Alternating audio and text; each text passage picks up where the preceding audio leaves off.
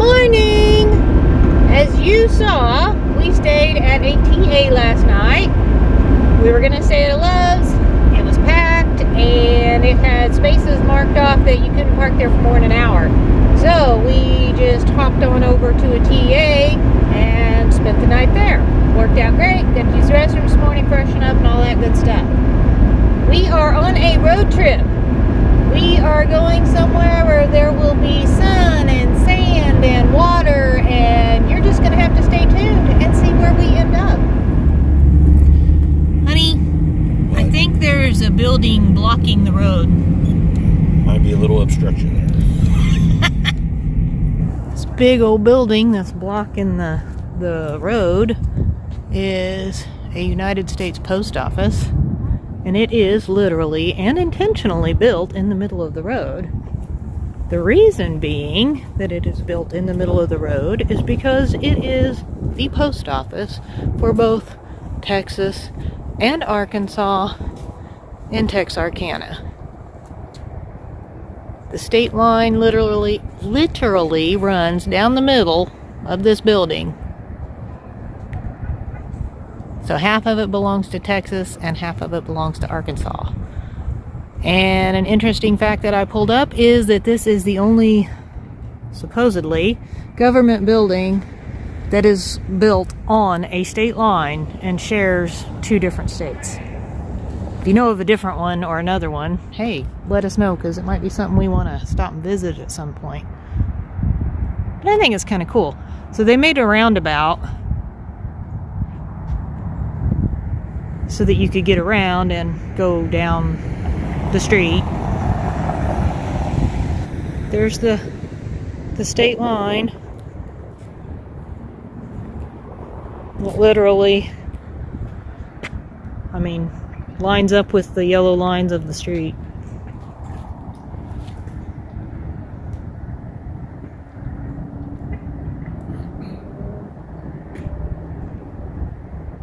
Kind of cool.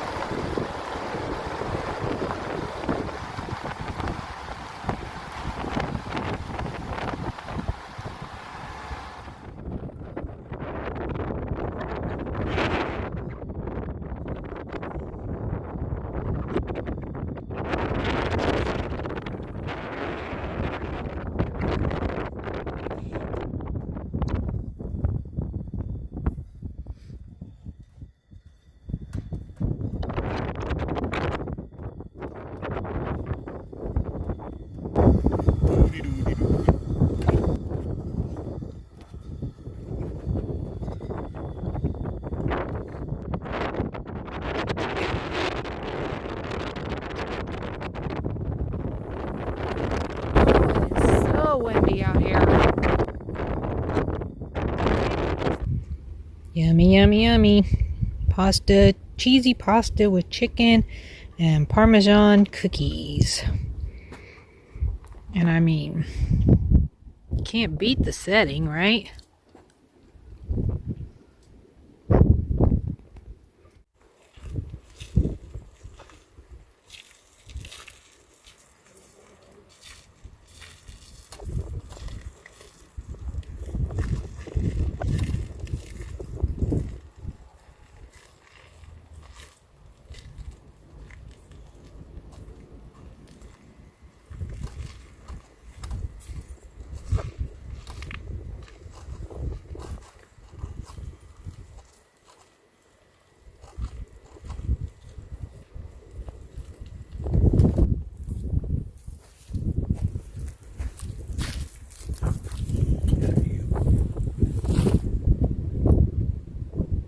find a stick?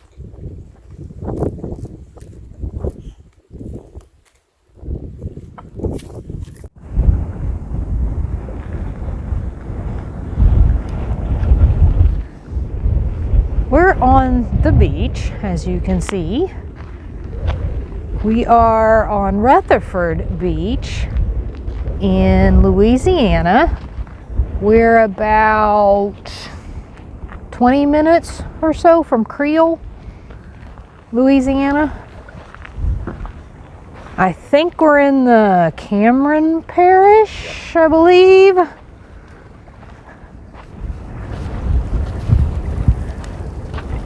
And you can camp on the beach for free. You look down the beach there. We drove down that way. There was a few more people than what I really wanted to park near.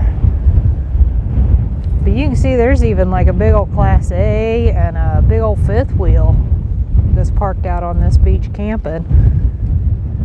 It is so windy. I don't know if you can hear it right now because I've got a microphone in. But some of those other clips I did not have a microphone in, and you can hear the wind, I'm sure. And there's also some people camped down that way. And somebody's burning something. We don't know what it is. It's not very far away though. Nope. But it does have trash cans and porta potties over there. And you said the porta potties It wasn't bad at all. look pretty clean. So that's kind of nice. And we've got a place to dump our trash. They also give you trash bags. Yeah, they even have a little trash bag dispenser pole. It says, I think it says free trash bags or something like that. Or trash bags available here. I don't know. And then of course we have this beautiful view of the Gulf. Minus a couple of oil rig things out there. And all the black smoke from whatever they're burning. It was prettier before all that smoke started coming this way. So I guess we'll just look this direction. Well, as you guys know, we took a little test run camping in the Hummer just at a campground, and that went, pretty good, other than the extremely cold temperatures. But as we've said several times, we do not plan to camp in extremely cold temperatures. That being said, as I've mentioned, it's very windy here and it's pretty cool here, so we might freeze tonight. I don't know. I did pretty good last night though, when it got down to what, upper 20s? Yeah. Something like that. But I decided to crawl into one of my sleeping bags and then have the quilt over the top of me. And of course, Darby is right there, so we keep each other warm. I don't know about you, but me and Darby keep each other warm. I was cold, all by myself.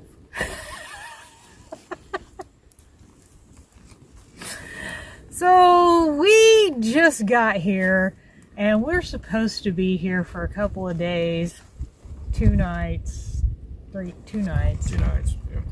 Yeah, and I don't know, because I feel like we've had like a string of, I don't want to say bad luck, because none of it was terrible, except one incident. I slammed my thumb in the Hummer door. I haven't shut my hand or fingers or digits or whatever in a door in probably 35 plus years, I would say. And it hurt. I cried. It was bad. I was kind of gushing. It split me open, and yeah, it's just, I was kind of afraid I broke my thumb. About passed out. Because it hurt so bad. It was terrible. That was the worst thing, and then it was just little things. I ripped a hole in my bread, which is part of our meals.